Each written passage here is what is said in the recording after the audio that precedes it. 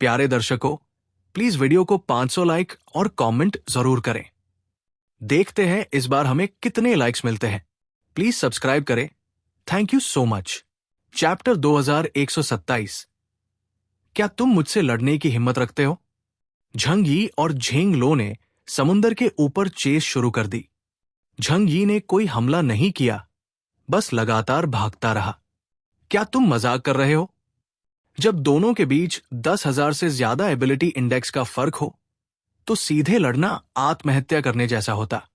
झंग यी का मकसद भी लड़ाई नहीं था, वो बस एक वार्निंग देना चाहता था। वो हुएक्सू किंगडम को दिखाना चाहता था कि अब हमें लाइटली मत लेना, हम पूरी तरह तैयार नहीं हैं और फिलहाल जान देने वाली लड़ाई मुमकिन नहीं। दोनों आसमान में दौड़ रहे थे। समुंदर के ऊपर चेस चल रही थी। दर्शकों की सांसें अटकी हुई थी। पर थोड़ी देर बाद सबने देखा कि झेंग लो की रफ्तार फाइटर जेट से भी तेज होने के बावजूद वो झंग यी को पकड़ ही नहीं पाया। झंग यी के पास डुअल टाइम और स्पेस एट्रीब्यूट्स थे, जिससे वो झेंग लो की मूवमेंट्स को पहले से पढ़कर बच निकलता। वो लड़का सच में आग से खेल रहा है, शंग दाओवे ने कांपते हुए कहा, क्योंकि अगर झंग यी एक बार पकड़ा जाता तो उसका बचना नामुमकिन था। लेकिन झेंग लो उसे पकड़ नहीं पाया। झंग यी पहले से ही बहुत दूर निकल गया था और उसकी स्पीड झेंग लो से ज्यादा थी। कमीने, अगर तुझमें हिम्मत है तो सामने आ और मुझसे लड़। झंग यी भाग ही रहा था कि उसके इंटेलिजेंट सिस्टम में यह सिग्नल आया। झंग यी ने मुस्कुराते हुए जवाब भेजा, तुम्हारी क्या औकात है मुझसे लड़ने की, जो मुझे पकड़ भी नहीं पा रहा। झेंग लो की आंखें गुस्से से लाल हो गई। अगर तू छिपता रहा तो मैं तेरे सभी साथियों को मार दूंगा। झंग यी ने ठंडे लहजे में कहा, जो करना है कर लो। अगर तुमने हुएक्सू कंट्री की जमीन पर कदम रखा तो कोई ना कोई तुम्हें रोक देगा। झंग यी जानता था झेंग लो ऐसा करने की हिम्मत नहीं रखता। 6 जनरल्स की दी जानकारी के अनुसार झेंग लो वोलुयन एम्पायर का सबसे ताकतवर वॉरियर और एक गार्डियन गॉड था, इसलिए वो खुद को खतरे में नहीं डालेगा। उसे एम्पायर की सुरक्षा भी देखनी होती है, क्योंकि अगर वो मारा गया तो भले इंसान कोई खतरा न बने, पर बाकी एलियन सिविलाइजेशंस वेट कर रही होंगी हमला करने का। रिसोर्सेज लिमिटेड थे, कोई भी ये मोटा टुकड़ा नहीं छोड़ेगा। झेंग लो के मुंह से सफेद धुआं निकलने लगा, पर अब उसे सरफेस पर ज्यादा देर रहना भी ठीक नहीं था। सरफेस की हवा अंडरग्राउंड से अलग थी और सनलाइट के यूवी रेज भी उसे हर्ट कर रहे थे। हरामी इंसान, इंतजार कर, एक दिन तुम सबको मिटा दूंगा। झेंग लो गुस्से में चिल्लाया और साथ ही थोड़ा घबरा भी गया, क्योंकि झंग यी की ग्रोथ बहुत तेज हो चुकी थी। अब तो पोकों को भी उसने मार दिया और खुद झेंग लो भी उसे पकड़ नहीं पा रहा। वो बस दूर से दहाड़ सका। झंग यी ने काम होकर जवाब दिया, झेंग लो, अब भी समय है। अगर दोबारा हुएक्सू स्टेट पर हमला किया तो मैं तुम्हारे हर आदमी को मार दूंगा। तुम मुझे नहीं मार सकते, पर मैं तुम्हारे सारे सैनिकों को खत्म कर सकता हूं। बेस्ट यही होगा कि हम शांति से रहें। जो हुआ उसे भुला दो। पर क्या इतना सब भुलाया जा सकता है? दोनों पक्षों में नफरत भरी थी। हजारों की मौतें हो चुकी थी। झंग यी जानबूझकर इस टोन में बात कर रहा था ताकि झेंग लो को प्रोवोक कर सके। भीतर से झंग यी का मन था कि झेंग लो को किनलिंग माउंटेन्स तक खींच ले। वहां के ड्रैगन क्लैन की टेरिटरी में कोई एलियन घुसता तो वो चुप न बैठते। लेकिन झंग यी ने ये आइडिया छोड़ दिया, क्योंकि ड्रैगन्स को गुस्सा दिलाना उसके लिए भी खतरनाक हो सकता था। झेंग लो को अब गुस्से के साथ साथ बेचैनी भी महसूस हो रही थी। एक इंफीरियर रेस के लड़के के साथ लड़ना ऐसा लग रहा था जैसे माइक टाइसन हवा में शैडो बॉक्सिंग कर रहा हो। वो सडनली हुएक्सू किंगडम की तरफ मुड़ गया, जैसे बदला लेने जा रहा हो। मैं झंग यी को नहीं मार सका तो क्या उसकी जनता को भी नहीं मार सकता? उसका ये सडन यू टर्न देखकर 6 रीजन लीडर्स का चेहरा सफेद पड़ गया। केओस, उसे रोको, वो हमारी तरफ आ रहा है। हाँ, शैंजुओ डर के मारे डक जैसी आवाज में चिल्लाया।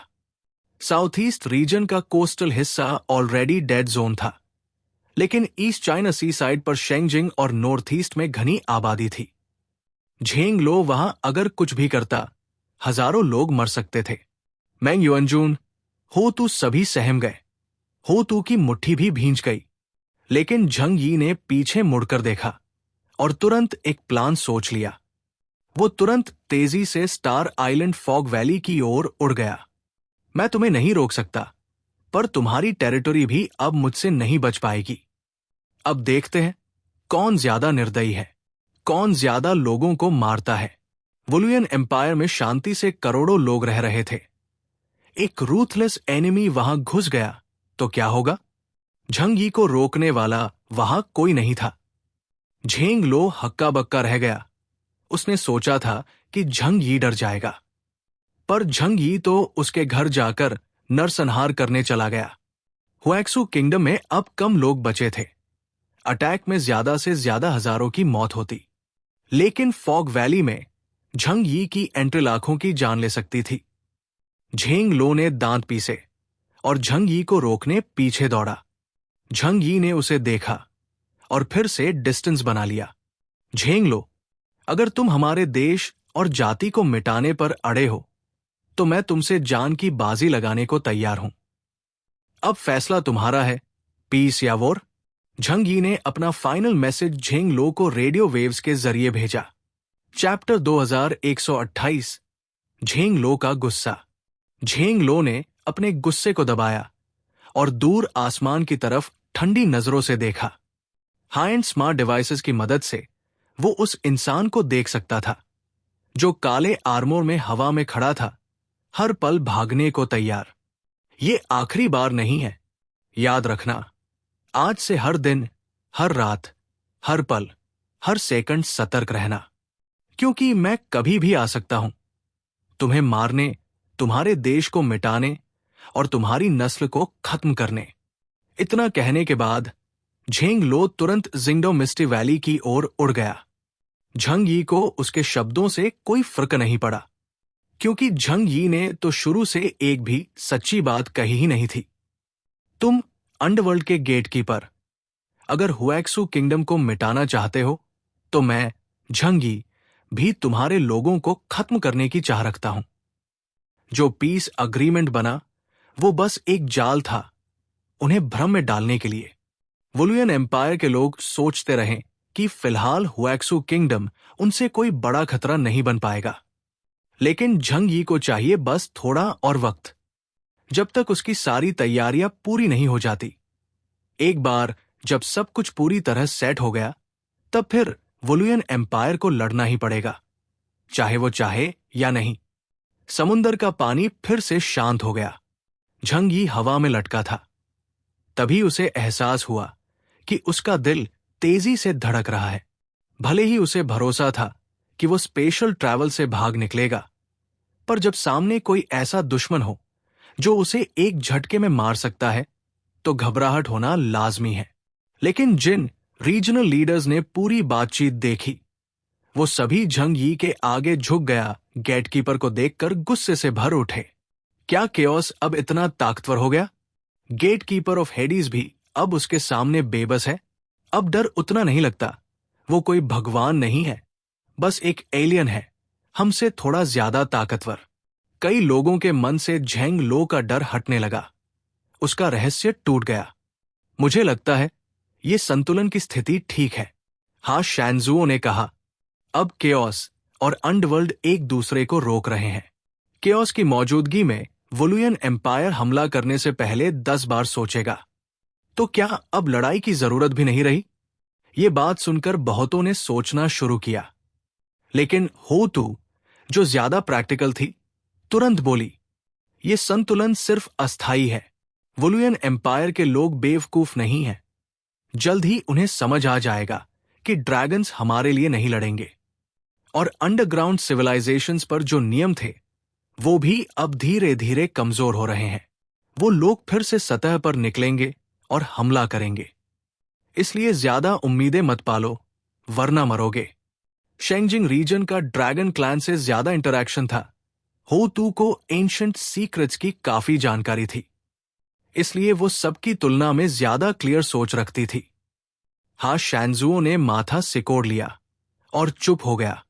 झंग यी अब भी उस दिशा की ओर देख रहा था जहां झेंग लो गया था।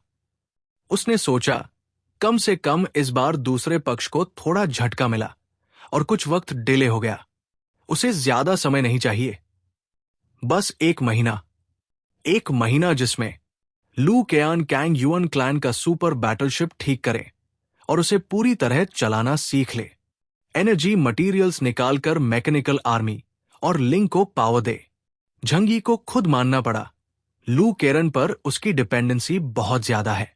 स्मार्ट लोग वाकई बहुमूल्य होते हैं।